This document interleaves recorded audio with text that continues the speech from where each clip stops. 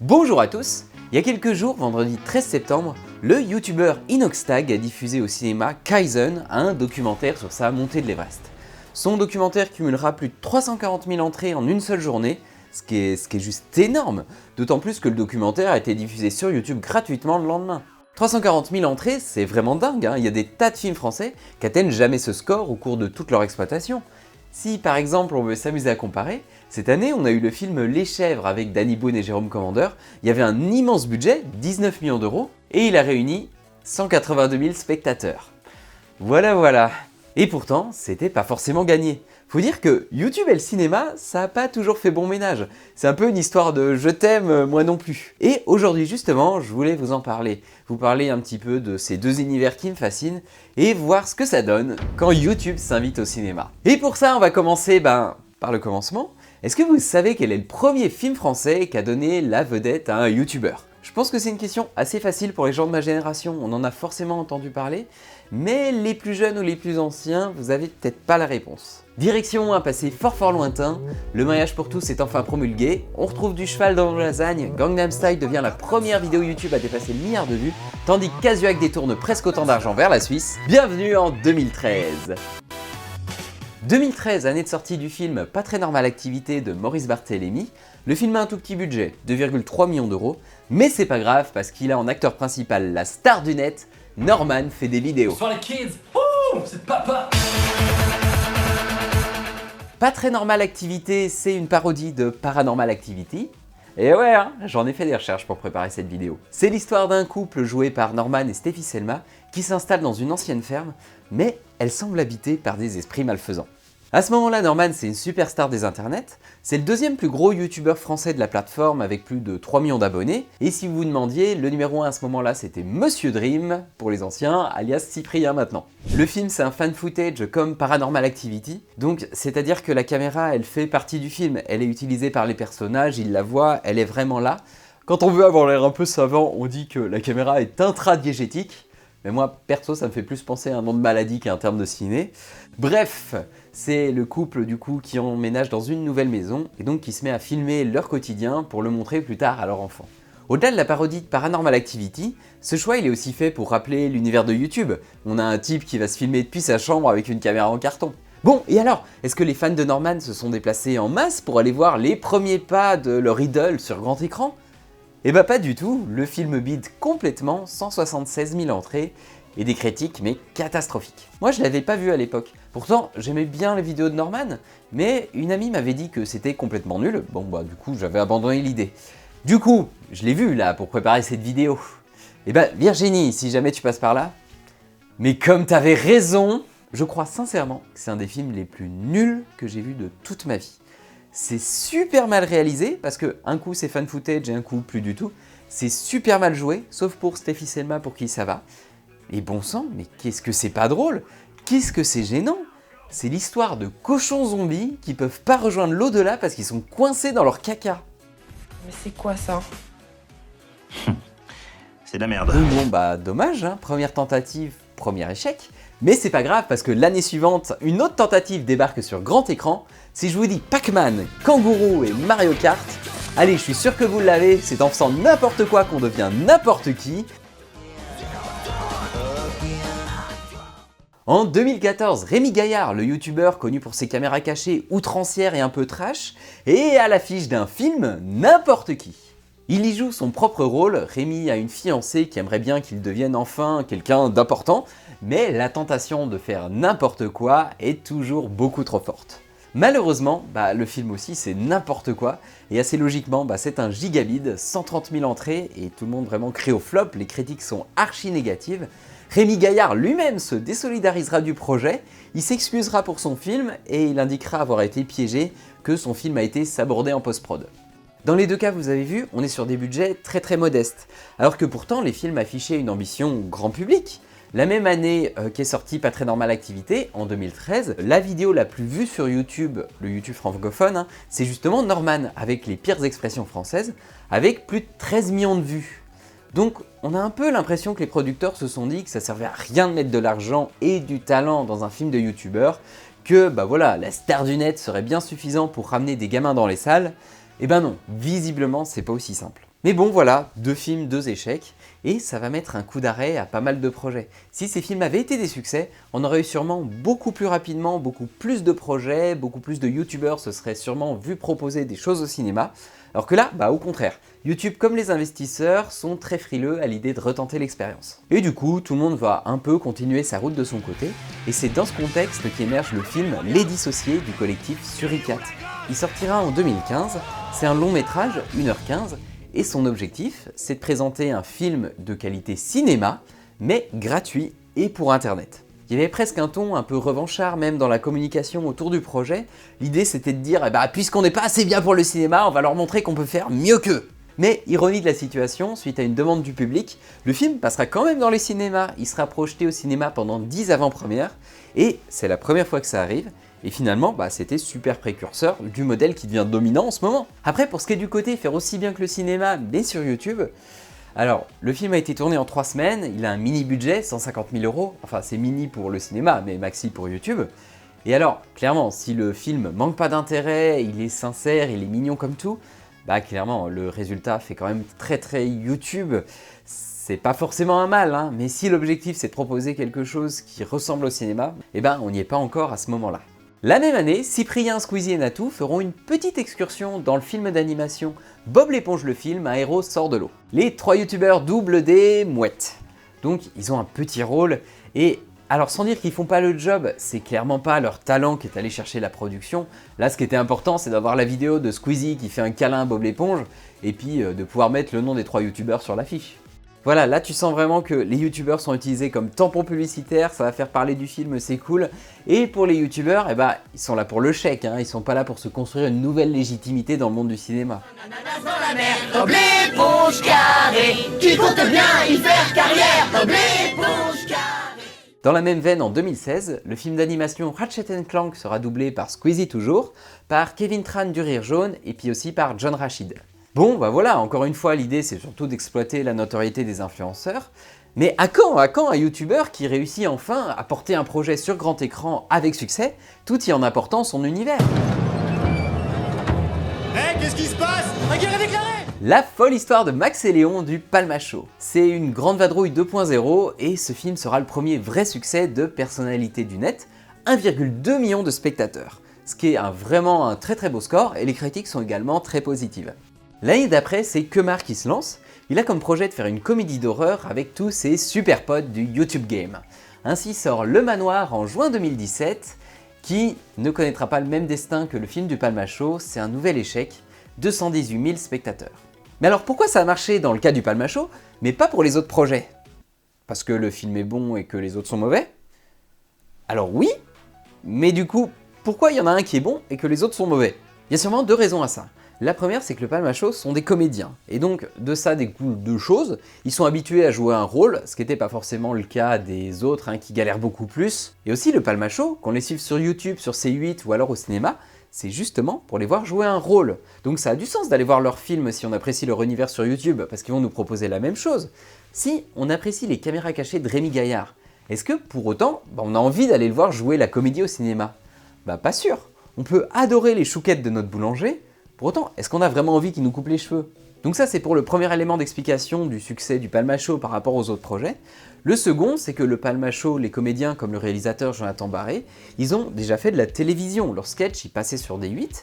Ils ont également invité pas mal de comédiens dans leurs sketchs. Donc ils sont déjà un peu du milieu finalement. Ils connaissent les boîtes de prod, ils connaissent comment fonctionne le système. Et donc ça leur a permis de super bien défendre leur projet. Ils ont obtenu un énorme budget, 11 millions d'euros. Et puis aussi, ils sont toujours restés maîtres de leur propre film, ce qui n'a pas toujours été le cas pour les autres. Et donc, à partir du succès du Palma Show, ça y est, la voie est libre. On peut venir d'internet et réussir au cinéma. Et à partir de ce moment-là, il y a pas mal de personnalités du web qui vont petit à petit tenter leur chance sur grand écran. En plus, ça correspond à un certain tournant sur YouTube. 2016, c'est l'émergence d'un nouveau style de YouTuber, c'est une nouvelle façon de penser le divertissement sur YouTube. McFly et Carlito, Amixem, Michou, Inoxtag, toute cette génération de YouTubeurs, elle accède à la notoriété à ce moment-là. Là où la mode va être de plus en plus au contenu spontané, à des feats et du fun, enfin vous voyez de quoi on parle. Et donc, il y a une partie des YouTubeurs ancienne génération qui vont voir leur audience un peu stagner, voire s'amenuiser. Et donc, assez naturellement, ils décident de se tourner vers d'autres horizons. On a par exemple Bat et Gaël, Jérôme Niel de La Ferme Jérôme et des tutos. On a aussi vu Mister V, Ludovic, Kemar, Natou, Andy Raconte, Monsieur Poulpe, Alison Wheeler ou encore Kevin Razi.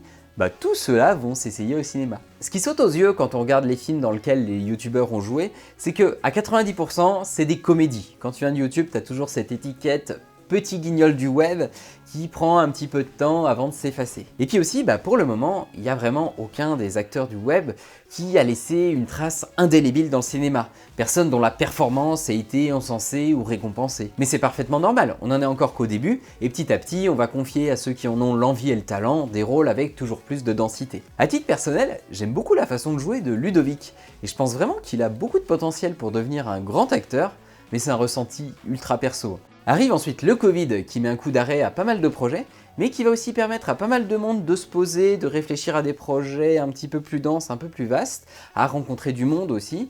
Et donc en 2022, on a eu le droit à 3 films de youtubeurs. Le premier c'est Les Vedettes en février du Palma Show, mais qui cette fois bidera complètement, 351 000 entrées. Alors c'est sûrement injustifié au vu de la qualité du film, mais malheureusement c'était assez prévisible comme échec. Fort du succès de La Folle Histoire de Max et Léon, ils n'ont pas eu trop de mal à trouver des financeurs pour leur nouveau projet et être encore une fois assez libres sans avoir un producteur au cul qui leur rappelle sans arrêt « Non mais attends, faut que tu fasses ça, faut que tu fasses ci, faut qu'il y ait une blague sur Jeanne parce que ton public va t'attendre là-dessus. » Non, ils ont essayé de faire quelque chose d'assez différent, ainsi sort la comédie sociale Les Vedettes. On retrouve bien sûr l'esprit du Palma Show, mais on est quand même assez éloigné de l'univers du ton de leur sketch. Et du coup, leur fanbase n'a pas vraiment adhéré et ils sont sûrement pas encore assez installés dans le cinéma français pour réussir à attirer un autre public. Quelques semaines après, en avril, débarque Les Secpas. À l'origine, c'est une web-série sur une classe de Secpas et ici, le projet est adapté en film et connaît un super succès. Plus de 700 000 entrées pour 2,6 millions d'euros de budget. Alors, 700 000, ça vous paraît peut-être pas incroyable comme ça, mais le budget était vraiment rikiki. Et puis, on était en 2022, il y avait encore le pass sanitaire. À cette époque, tu dépassais les 500 000 entrées, mais t'étais le roi du pétrole. Si les audiences sont en rendez-vous, les critiques par contre, assez catastrophiques. Mais c'est assez logique. Quand tu regardes le film avec des yeux d'adulte, t'as envie de pleurer du sang. Mais par contre, le film passe bien et plaît bien aux pré-ados qui sont la cible. Et ça permet aussi de soulever une observation qui va se confirmer par la suite, notamment avec le docu d'Inoxtag par exemple. Plus l'audience, plus ta cible elle est jeune et plus elle semble attachée à la personne dont elle suit le contenu, à la personnalité. Les plus jeunes, les enfants, les pré-ados seront beaucoup plus enclins à se déplacer au cinéma, voir le contenu de quelqu'un qu'ils apprécient, bien plus que les jeunes adultes et les adultes. Donc j'ai regardé les stats de mes abonnés et en moyenne il semblerait que vous ayez 29 ans. Donc si je sors un jour Expresso Critique le film, c'est mort. Même ma mère, elle irait pas. Il y a 2 nouveaux types qui ont débarqué, le clodo a disparu, je suis perdu là. Le troisième film de l'année 2022, et non des moindres, c'est Le Visiteur du Futur, réalisé par François Descraques. Le Visiteur du Futur, c'est à l'origine une web-série diffusée sur YouTube de 2009 à 2014. Elle a commencé vraiment avec 0 moyens, 3 bouts de ficelle et une caméra en carton, et petit à petit s'est professionnalisé au fil des saisons. Le film était dans les cartons depuis un long moment, mais il a été très compliqué pour l'équipe de trouver des producteurs. Il a fallu la présence au casting d'Arnaud Ducret pour enfin convaincre des financeurs et que le projet puisse voir le jour. Le budget est de 4 millions d'euros. C'est ridicule parce que là on parle de science-fiction, donc il y a des effets spéciaux, il y a des costumes, mais l'équipe est plus motivée que jamais et arrive à proposer un film qui tient debout malgré le budget réduit. Dans cette histoire, ce que je trouve vraiment fou, c'est ce retournement de situation. Parce que on est allé sur YouTube pour aller chercher des influenceurs pour attirer les foules au cinéma, et on s'est rendu compte que ça marchait pas. Et du coup, maintenant c'est le contraire qui se passe. Pour avoir une chance de performer au box-office, là, l'équipe du film n'a pas eu d'autre choix que d'aller choper un mec qui fait de la télé et du cinéma. Et finalement, alors, qu'est-ce qui donne ce film ? Le résultat est pas parfait, il a plein de petits défauts, mais il est super sincère, et puis surtout c'est quand même la première fois qu'un concept démarré sur YouTube voit son prolongement comme ça au cinéma. Le film y fera 332 000 entrées, c'est pas incroyable, mais encore une fois, le Covid est pas loin, on n'a pas encore repris nos habitudes de consommation et de fréquentation des cinés, et puis vu que le budget est assez réduit, finalement le film s'en tire pas si mal. On arrive maintenant en 2023, et là, il y a un truc qui va radicalement changer les liens entre YouTube et le cinéma. Le YouTube Cinema Club. YouTube va s'associer avec le groupe de production et de distribution ciné MK2 pour pouvoir diffuser des vidéos YouTube au cinéma. Au début, l'idée c'est d'inviter un ou plusieurs créateurs de contenu pour qu'ils puissent présenter des vidéos de lui ou d'autres autour d'une certaine thématique.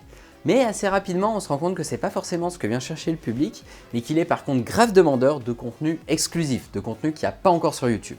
Et allez, ça y est, la machine est lancée et il y a pas mal de grosses vidéos de la plateforme avant d'être diffusées sur YouTube qui vont être diffusées en avant-première dans les salles. On a par exemple eu le documentaire de Seb, ou alors la vidéo Qui est le coupable de Michou. Et en parallèle de ces nouveaux usages, les films de youtubeurs continuent à arriver dans les salles. Ce début d'année, on a eu Les Secpa 2, Les Secpa font des skis, qui dézinguent le box-office une fois de plus. 1,3 million de spectateurs pour toujours un tout petit budget, 2,6 millions d'euros, c'est un sacré braquage. On a aussi eu Florent Bernard, alias Flaubert sur internet, c'est l'un des scénaristes et réalisateurs du collectif Golden Moustache. Il a sorti il y a quelques semaines son premier long métrage, Nous les Leroy. Le film sera très bien accueilli par la critique et il obtiendra aussi le Grand Prix au Festival de l'Alpe d'Huez. Et là du coup, c'est le premier gars de YouTube à obtenir une récompense majeure du cinéma. Et on en arrive à aujourd'hui, où après avoir passé plusieurs semaines à gravir l'Everest et à avoir disparu des réseaux sociaux pendant 5 mois, le créateur de contenu Inoxtag présente Kaizen, son documentaire sur son aventure. Pour l'occasion, il se dit que ça serait sympa quand même de marquer le coup, et donc il organise une séance de cinéma au Grand Rex le 13 septembre, où il pourra inviter ses proches, ses amis et quelques abonnés chanceux. Et pour tous les autres, Kaizen sera disponible sur YouTube le lendemain. Mais au vu de l'engouement autour du projet, finalement Inoxtag et son équipe ont ouvert tout plein de cinémas partout en France et même à l'étranger, et au final c'est 340 000 spectateurs en une seule journée, toujours, qui se sont pressés dans les salles pour découvrir ce documentaire. Mais pourquoi ça a autant marché? Pourquoi il y a eu un tel engouement pour ce truc? Parce qu'on a vu que c'était pas toujours le cas. Et puis il faut exclure aussi d'office la qualité du film et le bouche à oreille, parce que là il n'y a qu'une seule séance, donc c'est forcément d'autres raisons. On en a déjà parlé, mais déjà l'audience est assez jeune, donc beaucoup plus susceptible de se déplacer pour voir leur idole. Et puis surtout, on n'est pas sur un contenu transformé. On n'a pas pris Inoxtag pour le faire jouer dans un film un petit peu random. Là, ça reste une vidéo pensée pour YouTube, ça reste sa vidéo, et elle sera d'ailleurs diffusée sur YouTube le lendemain. Inoxtag renie pas d'où il vient. Ça, c'est son première raison. Après, dans ce projet précis, le marketing a joué quand même un rôle très important. L'expérience du documentaire de youtubeurs au cinéma, ça avait déjà été fait et ça avait eu du succès. Donc MK2, qui s'occupe de tout ça, savait pertinemment que ça valait le coup d'investir un petit peu d'argent dans le lancement de Kaizen, que le public serait au rendez-vous. Et puis pour couronner le tout, Inoxtag, il a super bien géré lui aussi sa stratégie de communication. Il a été super discret sur les réseaux sociaux, sur la réussite de son ascension, sur ce qu'il avait fait par la suite et tout. Et ça a créé beaucoup d'attentes et d'engouement autour du projet. Donc, c'était pas forcément une surprise que Kaizen fonctionne au cinéma, mais là il y avait vraiment toutes les planètes qui étaient parfaitement alignées pour que Kaizen soit ce giga succès qu'on a connu. Et vraiment, un succès comme ça, c'est sans précédent. Et voilà, on a fait le tour. Alors, qu'est-ce qu'il faut retenir de cette petite rétrospective? Et puis surtout, vers quoi vont tendre les liens entre YouTube et le cinéma? On a eu des débuts balbutiants, où on pensait qu'il suffisait de mettre un YouTuber en tête d'affiche et que ça allait faire venir en masse les foules, mais ça n'a pas été le cas. Alors l'effet d'aura, il peut fonctionner, mais pour ça il y a quand même deux conditions. Il faut que la cible elle soit plutôt chez les plus jeunes, sinon ça fonctionne nettement moins. Et puis il faut aussi que le projet ait un lien avec l'activité, la personnalité du youtubeur. Si on prend quelqu'un du web pour le parachuter dans un projet qui n'a pas de rapport, et là ça fonctionnera pas. Et heureusement. Ensuite, dans les trajectoires des youtubeurs qui se sont essayés au cinéma, il y a vraiment eu deux chemins, deux embranchements assez différents. Pour beaucoup de créateurs de contenu, qu'ils soient devant ou derrière la caméra, YouTube ça a été un tremplin. Ça leur a permis de faire leur arme, de s'essayer, de s'initier, de rencontrer du monde, et ceux-là sont ensuite dirigés vers le cinéma, et on n'en a pas parlé, mais aussi vers la télévision. Donc YouTube ça a été un genre d'incubateur, et ça devrait continuer comme ça. On va sûrement avoir de plus en plus de personnalités du cinéma qui viennent du web, et qui vont se mélanger avec ceux qui viennent des écoles de ciné ou de théâtre. L'enjeu ça va être pour eux de gagner en légitimité. Et ça sans effacer leur début ou leur image de rigolo du web. Mais comment réussir à pas être cantonné seulement à ça?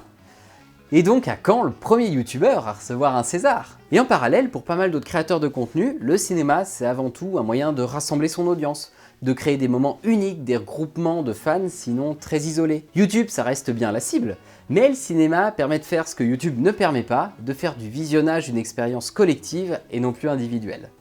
Kaizen nous l'a montré, ça semble super bien fonctionner, le public est au rendez-vous, mais maintenant, est-ce que ça va durer? Est-ce que ça va se développer encore plus? Et ça, c'est pas si sûr. En tout cas, il y a encore deux défis à relever pour les créateurs de contenu. Le premier, c'est la chronologie des médias. T'as pas le droit de diffuser ton film au cinéma, puis de le diffuser directement après sur une autre plateforme. Il faut attendre un délai réglementaire. Ben, on a vu là, on a plein d'exemples où ils faisaient pas ça. Comment ça se fait? C'est parce qu'il y a une tolérance pour les cas d'avant-première justement. Mais pour ça, il faut qu'il y ait moins de 500 séances. 500 séances, on peut estimer que ça fait environ 200 000 spectateurs max. Mais alors pour Kaizen, comment ils ont fait? Parce qu'on a grave dépassé la limite, on a eu plus de 300 000 spectateurs en France, et il y avait je crois environ 800 séances. Eh ben, normalement ils n'auraient pas eu le droit, le film n'aurait pas dû pouvoir passer sur YouTube ou à la télé par la suite. Les exploitants et MK2 se jettent un peu la responsabilité les uns sur les autres. MK2 a l'air de jouer un peu la carte de on s'est un peu laissé dépasser par l'événement, et il y a plein d'exploitants, on leur a dit oui pour une salle et ils en ont ouvert 2 par exemple. En tout cas, il faut garder en tête que là c'est un cas un peu exceptionnel et que l'exception Kaizen ne sera sûrement plus tolérée par la suite. Et la chronologie des médias va forcément limiter l'ampleur que pourrait avoir la diffusion de certaines vidéos YouTube au cinéma. La bonne nouvelle de ça, il y en a une qui est plutôt cool, c'est que ça laisse la porte ouverte à beaucoup plus de projets et des projets plus modestes. Parce qu'on va du coup sûrement avoir beaucoup plus de vidéos YouTube qui vont faire quelques avant-premières, de manière nationale ou même locale, et il n'y aura pas forcément de gros projets comme Kaizen qui va faire de l'ombre à plus de petites vidéos puisque c'est interdit. Le deuxième point, c'est que cette histoire de vidéos YouTube au cinéma, c'est quand même super récent. Il y a encore cet effet nouveauté, mais quand t'en auras vu une, deux, est-ce que tu vas continuer à aller payer ta place de ciné pour avoir une vidéo YouTube alors que tu sais que tu peux l'avoir gratuitement sur ton canapé le lendemain? Pour fidéliser, je crois que la balle est sûrement du côté des exploitants et de la plus-value que peut apporter la salle de cinéma. Dans l'immense majorité des cas, on va pas aller au cinéma voir une vidéo YouTube pour profiter du Dolby Vision. Donc, il faut apporter quelque chose d'autre, quelque chose de plus qu'un grand écran. Des temps d'échange, des moments d'animation. Il faut que ces séances elles soient pleines de vie, pleines d'animation, de rencontres. C'est ça qui va fidéliser le public. Et voilà, je m'arrête là pour cette vidéo. J'espère qu'elle vous a intéressé. C'était vraiment passionnant de mon côté de faire les recherches pour cette vidéo. Mais je vous cache pas que ça a été aussi un peu chronophage. Aussi, mais ça me ferait trop plaisir qu'elle fonctionne. Donc si elle vous a plu, n'hésitez pas à mettre un petit like et à la partager. Moi je vous remercie du fond du cœur et je vous dis allez au cinéma et mangez des pizzas.